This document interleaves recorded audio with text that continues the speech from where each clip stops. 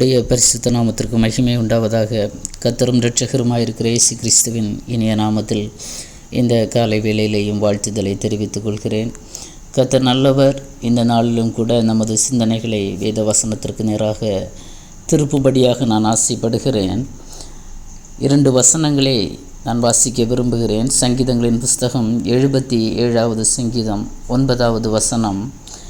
தேவன் இரக்கம் செய்ய மறந்தாரோ, கோபத்தினாலே தமது உருக்கமான இரக்கங்களை அடைத்து கொண்டாரோ என்றேன். அவ்வண்ணமே ஏசாயா தீர்க்கதரிசன புஸ்தகம் 54:8 அற்பகாலம் மூண்ட கோபத்தினால் என் முகத்தை இமைப்பொழுது உனக்கு மறைத்தேன், ஆனாலும் நித்திய கிருபையுடன் உனக்கு இறங்குவேன் என்று கர்த்தராகிய உன் மீட்பர் சொல்லுகிறார். ஆமென். இந்த 2 வசனத்தையும் நாம் பார்க்கும்போது, முதலாவது சங்கீதக்காரனாகிய ஆசாப் தன்னுடைய சங்கீதத்திலே தேவன் இரக்கம் செய்ய மறந்தாரோ, கோபத்தினால் தமது உருக்கமான இரக்கங்களை அடைத்து கொண்டாரோ என்று சொல்லுகிறதை பார்க்கிறோம். அதற்கு ஆன்சராக ஏசாயா 54:8 கர்த்தர் சொல்லுகிறார், அற்ப காலம் மூண்ட கோபத்தினாலே என் முகத்தை இமைப்பொழுது உனக்கு மறைத்தேன், ஆனாலும் நித்திய கிருபையுடன் இறங்குவேன் என்று சொல்லுகிறார். ஆமென். 77வது சங்கீதத்தை நம்ம பார்த்தோம்னா, மிக கடினமான ஒரு சூழ்நிலையிலே ஒரு தேவ மனிதன் கர்த்தரை நோக்கி புலம்புகிறதான ஒரு சங்கீதம். அப்படி புலம்பினாலும் கடைசி பாகத்தில் பார்க்கும்போது கர்த்தருடைய கிரியைகளையும் செயல்களையும் அவர் மகிமைப்படுத்தி என் தேவனால் எல்லாம் செய்ய முடியும் என்கிறதான கண்ணோட்டத்திலே அந்த சங்கீதத்தை அவர் முடிக்கிறார். இன்றைக்கு கூட நாம் தேவ சமூகத்திலே அநேக நேரங்களிலே தேவன் இரக்கம் செய்ய மறந்தாரோ, கோபத்தினால தமது உருக்கமான இரக்கங்களை அடைத்து கொண்டாரோ என்று அநேக நேரங்களில் புலம்புகிற அனுபவங்கள் உண்டு. ஆமென். அல்லேலூயா. கர்த்தர் இரக்கம் செய்ய மறக்கிற தேவன் அல்ல, அவர் இறங்காமல் இருக்கிற தெய்வமும் அல்ல. ஆமென். சில நேரங்களில் கர்த்தருடைய கோபத்திற்கு நாம் உள்ளாகிறோம். நம்ம வீட்டில் பிள்ளைகள் குற்றங்கள் செய்யும்போது, அக்கிரமம் செய்யும்போது எந்த பெற்றோரும் பார்த்து கொண்டு அமைதியாக இருக்க மாட்டோம். அந்த பிள்ளைகளுக்கு அதற்கேற்ற சிக்ஷை அல்லது தண்டனையை கொடுக்கிறோம். ஒரு பிள்ளை பாவம் செய்யும்போது, தான் பெற்ற பிள்ளை பாவம் செய்யும்போது, அக்கிரமம் செய்யும்போது எந்த பெற்றோரும் பார்த்து கொண்டு சகித்து கொண்டு இருக்க முடியாது. அதை தண்டிப்பாங்க. தண்டித்தால் தான் அது உண்மையான பெற்றோர் என்கிறதான லிஸ்ட்லேயே வருகிறது. கண்டிக்காமல் விட்டாச்சுன்னா அவன் மனம் போன போக்கிலே அவன் போய்விடுவான். அந்த பிள்ளை எப்படியாகிலும் போய் இந்த உலகத்தோடு அது அழிந்து விடும். ஆனால் எந்த இடத்துல கண்டிப்பு இருக்கிறதோ, எந்த இடத்துல நாம் அந்த பிள்ளைகளை தண்டிக்கிறோமோ, இது தப்பு, நீ செய்கிறது தப்பு என்று சுட்டி காட்டுகிற இடத்துல தான் அந்த பெற்றோருடைய அன்பு வெளிப்படுகிறது. ஆமென். அதை கண்டுக்காக விடுகிறோன்னா அந்த பிள்ளை எப்படியும் அது போய்விடும். அதே மாதிரி தான் இங்கே சில நேரங்களில் கர்த்தர் தமக்கு பிரியமில்லாத காரியங்கள், கிரியைகள், பாவ சுபாவங்கள், அக்கிரமங்கள் வெளிப்படும் போது அவருக்கு கோபம் வருகிறது. வேதத்தில் நம்ம பார்த்தோம்னா அநேக சூழ்நிலைகளில், சந்தர்ப்பங்களில் கர்த்தருக்கு கோபம் வருகிறது. ஒரு சில காரியங்களை நான் மிக வேகமாக சொல்ல ஆசைப்படுகிறேன்.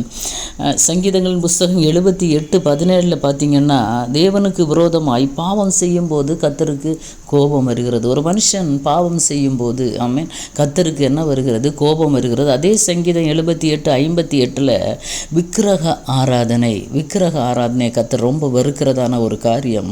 ஒரு மனுஷன் விக்கிரகங்களை வணங்கி ஆராதித்து அதற்கு முன்னாக அவன் பணிந்து அதை வழிபடும்போது கர்த்தருக்கு கோபம் வருகிறது. இன்னும் பார்த்திங்கன்னா, ஏசாயா தீர்க்கதரிசன புஸ்தகம் 5வது அதிகாரம் 24 பாகத்தில் பார்த்திங்கன்னா, வேதத்தை வெறுத்து வசனத்தை அசட்டை பண்ணுகிறவர்கள் நிமித்தம் கர்த்தருக்கு என்ன வருகிறது? கோபம் வருகிறது. ஆமென். கர்த்தருடைய வேத வசனங்களை வெறுக்கிறவங்க, வசனத்தை ஏற்றுக்கொள்ளாதவங்க. ஆமென். அல்லேலூயா. ஒரு வசனத்தை ஒரு மனுஷனிடத்தில் கர்த்தருடைய வார்த்தை அல்லது சுவிசேஷத்தை சொல்லும்போது அதை அசட்டை பண்ணுகிற மனுஷர்கள் நிமித்தமாக கர்த்தருக்கு கோபம் வருகிறது. இன்னொன்று பார்த்திங்கன்னா, சங்கீதம் 2:11-12 கர்த்தரை ஆராதிக்கிற விஷயத்தில் பயத்தோடு நடுக்கத்தோடு ஆராதிக்க வேண்டும் என்று கர்த்தர் விரும்புகிறார். அந்த இடத்துல இன்றைக்கு ஆட்டங்கள் பாட்டங்கள் சினிமாவை மிஞ்சும் அளவுக்கு இன்றைக்கு கிறிஸ்தவத்தில் நடிப்பு அதிகமாக இருக்கிறது. விளம்பரத்துக்கு வேறு எங்கேயுமே போக வேண்டிய தேவையில்லை. இப்பேற்பட்ட அனுபவங்கள் ஆமென். இதை பார்க்கும்போது கர்த்தருக்கு கோபம் வருகிறது. கர்த்தரை பயத்தோடு ஆராதிக்கணும், நடுக்கத்தோடு தேவ சமூகத்திலே களி கூற வேண்டும். குமாரன் கோபம் கொள்ளாமல் இருக்க வேண்டும்னா இப்பேற்பட்ட அனுபவங்கள் நம்முடைய வாழ்க்கையில் இருக்க வேண்டும் என்று கர்த்தர் விரும்புகிறார். இன்னுமாக நம்ம பார்த்தோம்னா யோபு 42:7 வசனத்தில் பார்த்திங்கன்னா கர்த்தர் சொல்லுவார், நிதானமாய் பேசாதபடியினால் எனக்கு கோபம் வருகிறது என்று யோபுடைய தோழர்களை பார்த்து, யோபுடைய நண்பர்களை பார்த்து கர்த்தர் சொல்லும்போது சொல்லுவார், நீங்கள் நிதானமாய் பேசவில்லை, யோபுவை மாதிரி நிதானமாய் பேசவில்லை, அதனால் எனக்கு கோபம் வருகிறது என்று கர்த்தர் சொல்லுவார். அப்போ ஒரு தேவ பிள்ளை நிதானம் தவறும்போது, பேசுகிற வார்த்தைகள் கர்த்தருக்கு பிரியமில்லாமல் இருக்கிற பட்சத்தில் ஆமென், கர்த்தருக்கு கோபம் வருகிறது. அல்லேலூயா. சில நேரங்களில் கர்த்தருடைய கோபங்கள் நம்ம மேலே வருகிறது. ஆமென், அல்லேலூயா. அதுதான் ஆசாப் சொல்லும்போது சொல்லுகிறார், தேவன் இரக்கம் செய்ய மறந்தாரோ. ஏசாயா தீர்க்கதரிசியை கொண்டு கர்த்தர் பேசும்போது சொல்லுகிறார், அற்ப காலம் மூண்ட கோபத்தினாலே இமைப்பொழுது, ஒரு கண்ணை மூடி திறக்கிற அந்த நேரம் தான் அது. ஒரு கண்ணை மூடி திறக்கிற நேரம் எவ்வளவுன்னு நீங்கள் கவனிச்சுக்கோங்க. இந்த நேரம் தான் கர்த்தருடைய கோபம் வருகிறது. அது கூட நம்மளால் என்ன செய்ய முடியலை, தாங்க முடியலை. ஏன்னா கர்த்தர் கோபப்படுகிறாருன்னா, கோபமாய் பார்க்கிறாருன்னா, அவருக்கு கடும் கோபம் வருகிறதுன்னா இப்பேற்பட்ட அனுபவங்கள். ஒரு வசனம் ஞாபகத்துக்கு வருகிறது. சகரியா தீர்க்க தரிசன புஸ்தகம் 7வது அதிகாரத்தில், வேதத்தையும் சேனைகளின் கர்த்தர் தம்முடைய ஆவியின் மூலமாய் முந்தின தீர்க்கதரிசிகளை கொண்டு சொல்லி அனுப்பின வார்த்தைகளையும் கேளாதபடிக்கு தங்கள் இருதயத்தை வைரமாக்கினார்கள். ஆமென், அல்லேலூயா. சகரியா தீர்க்க தரிசனம் 7:12 பார்த்தீங்கன்னா, தீர்க்கதரிசிகளை கொண்டு, தேவ மனிதர்களை கொண்டு கர்த்தர் சொல்லுகிறதான வார்த்தைகளை கேட்காதபடிக்கு ஜனங்கள் தங்கள் இருதயத்தை என்ன ஆக்குனாங்களாம், வைரம், அவ்வளவு கடினமாக்குனாங்களாம். ஆகையால் மகா கடும் கோபம் சேனைகளின் கர்த்தரிடத்திலிருந்து உண்டாயிற்று. அப்போ மிக முக்கியமாக கர்த்தருக்கு கோபம் வருகிறது. கர்த்தருடைய வார்த்தையை கேட்காதபடிக்கு தன்னுடைய காதை அடைத்து கொள்ளும்போது, தன்னுடைய இருதயத்தை அடைத்து கொள்ளும்போது, ஆமென், அல்லேலூயா, கர்த்தருடைய வார்த்தைக்கு செவி கொடாமற் போகும்போது, அதை ஏற்றுக்கொள்ளாத பட்சத்தில் ஆண்டவருக்கு பயங்கரமான கோபம் வருகிறது. ஆமென், கோபப்படுகிறார் அவர். ஆமென், அல்லேலூயா. இன்னொன்று புதிய ஏற்பாட்டில் பார்த்தீங்கன்னா ரோமர் 1:18, சத்தியத்தை அநியாயத்தினாலே அடக்கி வைக்கிற மனுஷனுடைய எல்லாவித அவபக்திக்கும் அநியாயத்துக்கும் விரோதமாய் தேவ கோபம் வானத்திலிருந்து வெளிப்படுத்தப்பட்டிருக்கிறது. ஆமென். சத்தியத்தை அநியாயத்தினாலே அடக்கி வைக்கிற மனுஷனுடைய அவபக்திக்கும் அநியாயத்துக்கும், இன்றைக்கி சத்தியத்தை அடக்கி வைக்கிறாங்க அல்லேலூயா, அநியாயத்தினால. சரியான வசனத்தை போதிக்கிறதற்கு இன்றைக்கி தவறி விடுகிறாங்க. ஆமென். எல்லாரும் அல்ல, சில இடங்களில் இன்றைக்கு துருபதேசங்கள், தங்களுக்கு பிரியமானபடி தங்களுக்கு ஏற்ற சில வார்த்தைகளை மட்டும் போதிக்கிறாங்களே தவிர, அடக்கி வைக்கிற அவபக்தி நிறைந்த மனிதனுடைய அநியாயத்துக்கு கர்த்தர் என்ன செய்கிறார், கோபப்படுகிறார். ஆமென், அல்லேலூயா. இப்பேற்பட்ட அனுபவத்தினால கர்த்தருடைய கோபம் இன்றைக்கு வெளிப்படுகிறது. ஆவிக்குரிய தேவ பிள்ளைகளுடைய மத்தியில், கிறிஸ்தவர்கள் மத்தியில் சில நேரங்களில் கர்த்தருடைய கோபங்கள் இப்பேற்பட்ட இன்னும் அநேக காரியங்கள் வேதத்தில் இருக்கிறது. ஒரு சில முக்கியமான காரியங்களை மாத்திரம் நான் சொல்லி இருக்கிறேன். தேவ பிள்ளைகள், இன்றைக்கு எதனால் கர்த்தருடைய கோபம் நம்ம மேலே இருக்கிறது என்பதை நாம் நிதானித்து அந்த இடத்துல நான் சற்று மனம் திரும்பினோம்னா அவர் தம்முடைய கோபத்தை விட்டு நீங்குவார். அவருடைய கோபம் ஒரு நிமிஷம். ஆமென். அதாவது சங்கீதம் 30:5 நினைக்கிறேன், அவருடைய கோபம் ஒரு நிமிஷம். ஆமென். அவருடைய தயவோ அதாவது நீடிய வாழ்வு என்று நம்ம பார்க்க முடியும். சாயங்காலத்தில் அழுகை தங்கும், காலையில் என்ன செய்யுமா, களிப்பு உண்டாக்குமா. ஒரு நிமிஷம்தான் கோபம். ஆனால் ஏசாயாவில் கர்த்தர் சொல்லும்போது சொல்கிறார், இமைப்பொழுது தான் கோபம். ஆமென், அல்லேலூயா. நித்திய கிருபையுடன் உனக்கு இறங்குவேன். இமைப்பொழுது கோபத்தை கர்த்தர் மாற்றிக்கொள்ளும் போது நித்திய கிருபை. ஆமென், அல்லேலூயா. என்றென்றைக்குமாக கிருபை காண்பிக்கிற தேவன். ஆமென், அல்லேலூயா. நாம தான் பல நேரங்களில் ஆசாபை போல தேவ சமூகத்தில் தேவன் இரக்கம் செய்ய மறந்தாரோ, உருக்கமான இரக்கங்களினால் தன்னை அடைத்து கொண்டாரோ என்று நம்ம சொல்லுகிறதான அநேக சூழ்நிலைகள் நம்முடைய வாழ்க்கையில் காணப்படுகிறது. தேவ பிள்ளைகளை, ஏன் கர்த்தர் கோபமாக இருக்கிறார் என்கிறதான ஒரு சில வார்த்தைகளை உங்களோடு கூட நான் பகிர்ந்து கொண்டேன். ஆண்டவருக்கு பிரியமில்லாத சில கிரியைகள், சில காரியங்களை நாம் செய்யும்போது, வேத வசனத்துக்கு செவி கொடாமற் போகும்போது, கர்த்தருடைய வார்த்தையை கேளாமற் போகும்போது, கர்த்தருடைய வார்த்தையை அநியாயத்தினால் அடக்கி வைக்கும்போது, போதிக்கக்கூடிய அளவில் போதியாதபடி வார்த்தைகளை, கர்த்தருடைய வசனத்தை இருக்கிற இருக்கிற பிரகாரமே சொல்லாதபடிக்கு தவறான போதனைகள் ஹல்லேலூயா சரியான அளவிலே ஜனங்களுக்கு கிடைக்க வேண்டிய வார்த்தைகளை சொல்லாமல் இருக்கிற காரணத்தினால கூட கர்த்தர் கோபப்படுகிறார். ஆமென். இன்னும் கர்த்தரை ஆராதிக்கிற விதத்தில் பயத்தோடு நடுக்கத்தோடு கர்த்தரை ஆராதிக்க வேண்டும் என்று கர்த்தர் விரும்புகிறார். இப்பேற்பட்ட அனுபவங்களிலே நாம் தவறும் போது ஆமென் ஹல்லேலூயா கர்த்தருக்கு கோபம் வருகிறது. ஆமென் ஹல்லேலூயா. அந்த நேரத்தில் கூட அவர் என்ன சொல்கிறார் என்றால் ஹல்லேலூயா என்னுடைய கோபம் ஒரு நிமிஷம், என்னுடைய கோபம் இமை பொழுது, ஆனால் நீ மனம் திரும்பும்போது ஆமென் ஹல்லேலூயா ஆண்டவர் வருகிற காரியங்களை விட்டு நாம் மனம் திரும்பும்போது அவர் நமக்கு நித்திய கிருபையுடன் நமக்கு இறங்குகிற தேவனாக இருக்கிறார். ஆமென் ஹல்லேலூயா.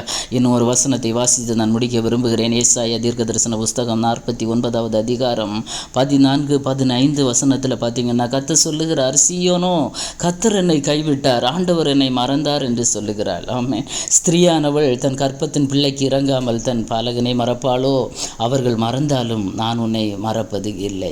ஆமென் ஹல்லேலூயா. தெய்வ பிள்ளைகளே, பல நேரங்களில் தெய்வ சமூகத்திலே நாம் புலம்புகிறோம். ஆமென் ஹல்லேலூயா. ஏன்னா நமக்கு இருக்கிறதான பயங்கரமான சூழ்நிலைகள் நிமித்தமாக நாம் தெய்வ சமூகத்தில் கேட்கிற ஆண்டவரே நீர் இரக்கம் செய்ய மறந்தீரோ ஆண்டவரே, ஏன் ஆண்டவரே இப்படிப்பட்டதான ஒரு காரியம் என்னுடைய வாழ்க்கையில், ஏன் ஆண்டவரே இப்படிப்பட்டதான ஒரு வேதனையான அனுபவம் என் குடும்பத்தில், ஏன் ஆண்டவரே இப்படிப்பட்டதான ஒரு சூழ்நிலை என்னுடைய ஊழியத்தில். ஆமென். எதுவரைக்கும் ஆண்டவரே, எதுவரைக்கும் நீர் இரக்கம் செய்யாதிருப்பீர் ஆண்டவரே, எதுவரைக்கும் உம்முடைய முகத்தை மறைப்பீர் ஆண்டவரே, இது எப்பொழுது இதற்கு ஒரு விடிவு காலம் வரும் என்று தேவ சமூகத்தில் நாம் புலம்பிக் கொண்டு இருக்கிறோன்னா கர்த்தர் நம்மை பார்த்து சொல்லுகிறார், சீயோனோ ஆமென் கர்த்தர் என்னை கைவிட்டார், ஆண்டவர் என்னை மறந்தார் என்று சொல்லுகிறாள். ஆமென் ஹல்லேலூயா. நம்மை பார்த்து கர்த்தர் சொல்லுகிறார், நீங்களும் நானும் நம்ம ஆண்டவர்கிட்ட சொல்லுகிறோமா, நீர் என்னை மறந்தீர் என்று சொல்லுகிறீங்களே என்று கர்த்தர் வேதனையோடு சொல்லிவிட்டு சொல்லுகிறார், ஸ்திரீயானவள் ஆமென் ஒரு தாய் தன் பிள்ளையை மறப்பாளா? அவள் மறந்தா கூட அந்த தாய் கூட சில நேரங்களில் மறந்து விடலாம், அவள் மறந்தா கூட நான் உங்களை மறக்க மாட்டேன் என்று கர்த்தர் சொல்லுகிறார். ஆமென் ஹல்லேலூயா. எவ்வளவு அருமையான வாக்குத்தத்தங்களை கர்த்தர் வைத்திருக்கிறார். ஆமென் ஹல்லேலூயா. நாம் கர்த்தருடைய கோபத்திற்கு ஆளாகாதபடி, கர்த்தருடைய கோபத்திற்கு உள்ளாகாதபடி, எதனால் அவருடைய கோபம் நம்ம மேலே இருக்கிறது என்பதை புரிந்து நாம் செயல்பட்டோம் என்றால், ஒரு பிள்ளை பெற்றோருடைய கோபம் எதனால் வருகிறது என்று அறிந்து அவன் செய்கிற தவறை விட்டு திருந்தும் போது அந்த பெற்றோர் பிள்ளை நிமித்தமாக என்ன செய்கிறாங்க, சந்தோஷப்படுகிறாங்க, மகிழ்ச்சி அடைகிறாங்க, குடும்பத்திலே மகிழ்ச்சி உண்டாகிறது. ஆமென். அப்படியானால் ஹல்லேலூயா நாம் நமது தவறை உணர்ந்து தேவ சமூகத்தில் திரும்பும்போது அந்த பரலோகத்தில் இருக்கிற தேவன் நம்மை மறக்கிற தெய்வம் அல்ல. ஹல்லேலூயா. புலம்பி தேவ சமூகத்தில் ஏன் என்று கேட்டுக்கொண்டு இருப்போம் என்றால், எதனால் இந்த பிரச்சனை வாழ்க்கையில் இருக்கிறது என்பதை, எதனால் இந்த பிரச்சனை உருவானது, எதனால் இது வந்தது என்பதை உணர்ந்து நாம் தேவ சமூகத்தில் மனம் திரும்புவோம் என்றால் கர்த்தர் நம்முடைய வாழ்க்கையில் பெரிய காரியங்களை செய்வார். அவர் ஒருபோதும் நம்மை மறக்கிற தெய்வம் அல்ல, அவர் இறங்காமல் இருக்கிற தெய்வமும் அல்ல. ஆமென் ஹல்லேலூயா. அவருடைய இரக்கங்களுக்கு முடிவே இல்லை. ஆமென் ஹல்லேலூயா. அப்பேற்பட்ட தேவன் நமக்கு தேவனாக இருக்கிறார். ஆகவே இந்த காலை வேளையில் கலங்க வேண்டாம். தெய்வ சமூகத்தில் எதனால் என்பதை உணர்ந்து நாம் சில காரியங்களை விட்டு மனம் திரும்பும்போது கர்த்தர் நம்முடைய வாழ்க்கையிலே நித்திய கிருபையுடன் அவர் இறங்குகிற தேவனாக இருக்கிறார். ஆமென் ஹல்லேலூயா. விசுவாசத்தோடு கண்களை மூடி ஜெபிப்போமா. தகப்பனே, இந்த நல்ல காலை வேளைக்காக உமக்கு ஸ்தோத்திரம் ஆண்டவரே.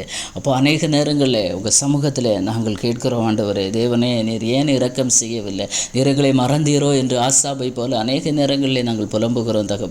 ஆண்டவரே, எதனால் நீர் கோபம் படுகிறீர் என்பதை நம்முடைய வார்த்தையின் மூலமாக நாங்கள் புரிந்து கொண்டோம் ஆண்டவரே. விரோதமாக பாவம் செய்யாதபடிக்கு, உம்முடைய வார்த்தைகளை கேட்காதபடிக்கு ஆண்டவரே உமக்கு ஸ்தோத்திரம், பயத்தோடு கர்த்தரை ஆராதிக்காதபடிக்கு பல காரணங்களினால் கர்த்தருக்கு கோபம் ஊட்டின அநேக சூழ்நிலைகள் உண்டு ஆண்டவரே.